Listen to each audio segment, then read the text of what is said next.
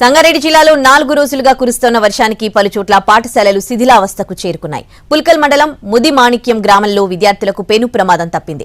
ఎడతెరిపి లేకుండా కురుస్తున్న వర్షాలకు జిల్లా పరిషత్ హైస్కూల్ గోడలను పట్టుకున్న విద్యార్థులకు కరెంట్ షాక్ కొట్టింది.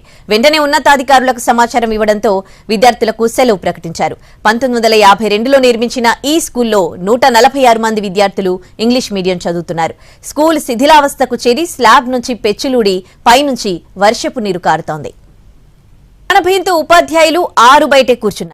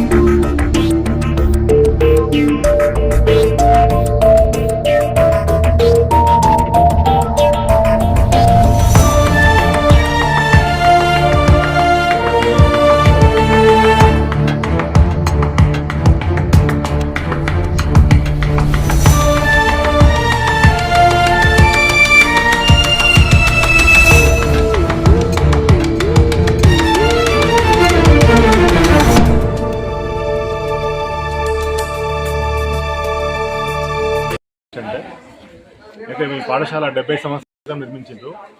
అది ఇప్పుడు శిథిలావస్థలో చేరుకుంది.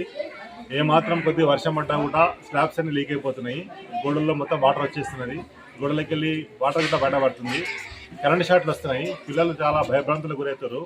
కాబట్టి అందులో కూర్చోవాలంటే భయంగా ఉంది. ఈరోజు ప్రొద్దున్నే ఒక 5 కిలో పెంచి పడ్డది. ముందు జాగ్రత్త చర్యగా మేము ముందు పిల్లల్ని బయట కూర్చోబెడుతున్నాము. కాబట్టి ఈ విషయాన్ని అధికారులు సీరియస్గా పరిగణించేసి కొత్త బిల్డింగ్ నిర్మాణానికి సహకరించాలని మేము కోరుతున్నాం. నిన్న మంత్రి గారి దగ్గరికి వెళ్ళాము. హెడ్ మాస్టర్ గారు ఆధ్వర్యంలో మరి ఊరు వాళ్ళ ప్రముఖులు వాళ్ళ లీడర్స్తో అందరం కలిసేసి మా సింగూరుకు సార్ వచ్చారు. డిప్యూటీ మన మినిస్టర్ గారు ఆయనకు రిప్రజెంట్ ఇచ్చాము. సార్ గిట త్వరలో బిల్డింగ్ కట్టిస్తామని చెప్పారు.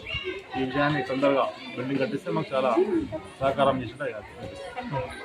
ఈ పాఠశాల చరిత్ర చూస్తే చాలా 1952 నుంచి ఎస్టాబ్లిష్ అయింది. కానీ బిల్డింగ్ మాత్రం చాలా సంవత్సరాలుగా పాత బిల్డింగ్ ఉంది. అది 2-3 ఇయర్స్ నుంచి వర్షాకాలం వల్ల చాలా ఇబ్బందులు ఎదురవుతా ఉన్నాయి. వర్షం పడ్డప్పుడల్లా వర్షాకాలం పిల్లలు మొత్తం బయట కూర్చోవలసి వస్తున్నది. ఉన్నతాధికారులకు కూడా మేము దీనికి సంబంధించినటువంటి రిపోర్ట్స్ ఇవ్వడం జరిగింది. అయినప్పటికీ ఈ బిల్డింగ్ మాత్రం అట్లనే ఉంది.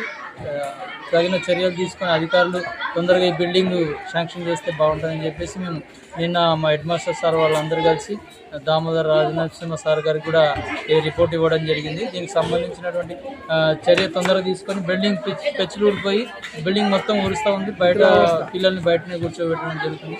కాబట్టి చర్య తొందరగా అధికారులు చర్య తీసుకొని బిల్డింగ్ శాంక్షన్ చేసి దానికి నిర్మాణం చేపట్టవలసిందిగా కోరుతాము.